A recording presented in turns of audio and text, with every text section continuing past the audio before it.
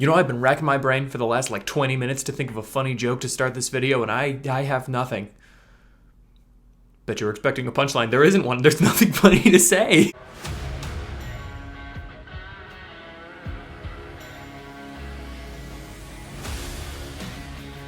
Hey, what's up? My name is John Bonjour. I'm an artist and a film enthusiast. I have drawn some art and I would like to enthuse about some film.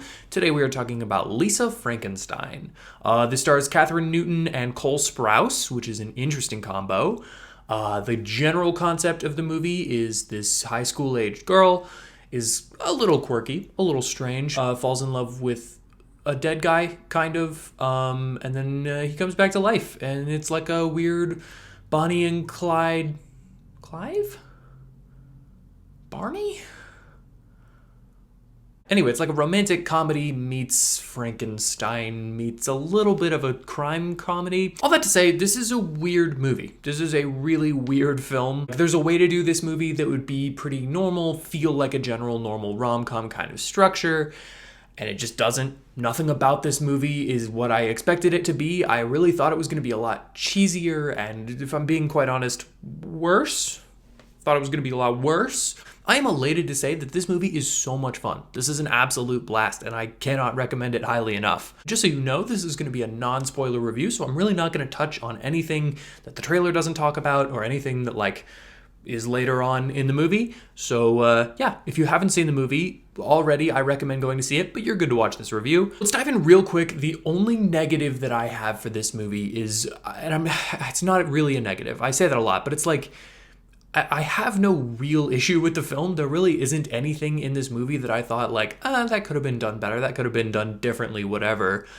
I just really liked it. I will say the thing that I'm kind of on the fence about is some of the marketing of the movie. I didn't love the trailers because I think that they somehow told us too much and not the right things.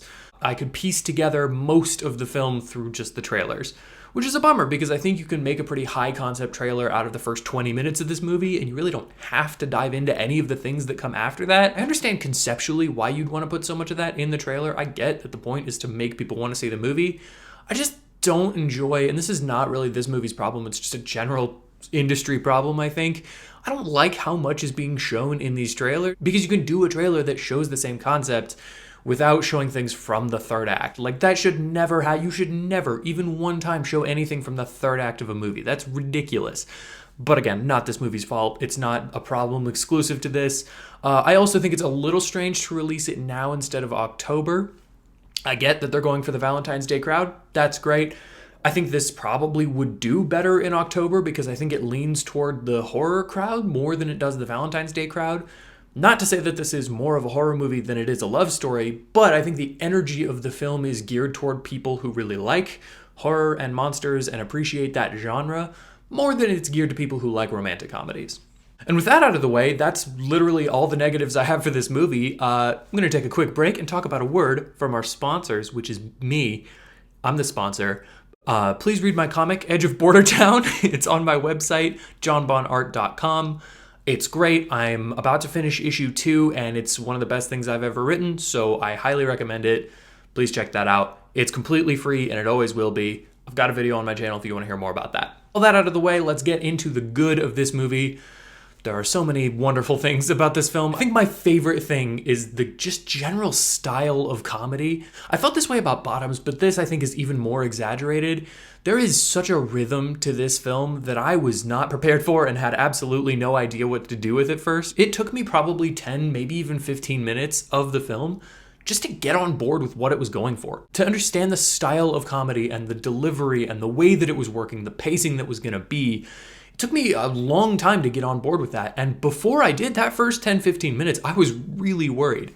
This is one of my most anticipated movies of this year. I love Diablo Cody, the writer, wrote Jennifer's Body. I was excited for this movie, so for the first 10 or 15 minutes, it was really disappointing. I was so bummed out because everything was so halted and stilted and felt really uncomfortable and nervous and almost like a school play in a certain way. And then it finally clicked with me and I figured out what they were going for, that classic silent film acting style, and all of it works. Once I figured out that it was supposed to be way over dramatic and ridiculous and a little bit high school playish, it plays beautifully. It's hilarious once you're on board with it. I also know that that's going to be a reason that a lot of people probably don't like this movie.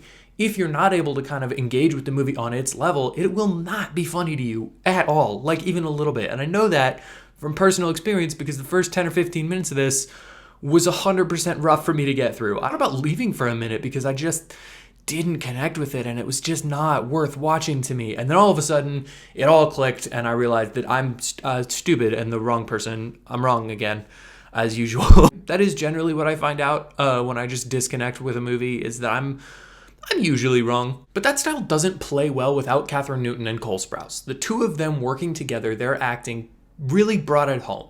I think the delivery of some of the lines is absolutely hilarious. And also just like the little interpersonal moments between the two. Not really a spoiler. Cole Sprouse doesn't do a whole lot of talking in this movie because he's, a zombie man. And so their chemistry playing off of each other is really important. And I imagine very hard to do because one of your characters isn't speaking. But I think it works really well. Kathryn Newton especially, her portrayal of Lisa is incredible. I knew her from Ant-Man and the Wasp. I knew her from, I believe she was in Freaky. I think that was her. But I've seen her in several other things, and I knew kind of what she was bringing to the table. I thought, this is a completely different role for her. This is something that she's never really tackled. It's awkward, it's uncomfortable, it's hilarious. It's also somehow a little bit self-assured. It feels like a coming-of-age story, but like in a very uncomfortable and good way. In a way that I didn't know where this was going. This is almost a self-acceptance story, which is really awesome. I think she plays it perfectly. And Cole Sprouse does a wonderful job. I also didn't know how I was going to feel about him. He's great. He's hilarious. Some of his physical performances, he's so committed to the bit on this. And I love that. I love when people can just go all out on this kind of thing. And that's what you need for this movie, is for people to really, really commit. They need to be involved and feel like they believe every second of what's going on.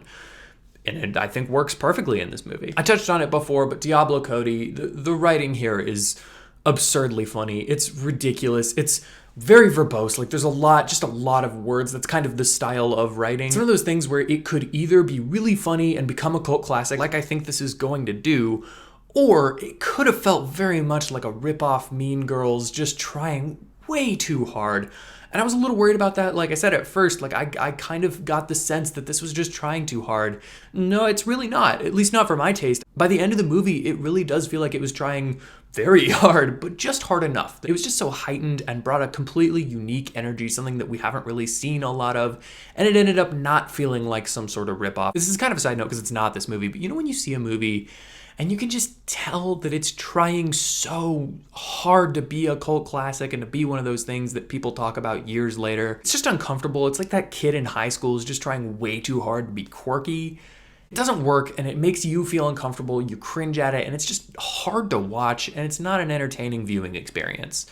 This is the opposite of that. I feel like this really is insanely quirky and it feels weird and strange and funny in a way that's so natural to itself that you can't help but love it, or at least I couldn't. This is something I don't normally talk about, but I love the color of this movie. I think that there's a lot of just bright neons. I'm a sucker for neon in any situation, but especially like in these weird kind of strange films. I love when there's just bright, loud neon lights for no reason. They're not diegetic. It just sort of looks that way. I cannot get over that. That's one of my favorite things in the world. So this is just a fun movie to look at. It's not brilliantly shot. It's not insanely well edited. I don't think it's the best of the best on anything, but it is so true to itself and it's so committed to its own bit that I just loved every second of it. It was such a blast. Once I clicked with it, it is already one of my favorite movies of this year. Who knows if it'll make it into the top 10? I don't know, but I wouldn't be totally shocked. This is just such a great movie. I really loved it, and I highly recommend it if you're looking for a fun, cute date movie. It is PG-13.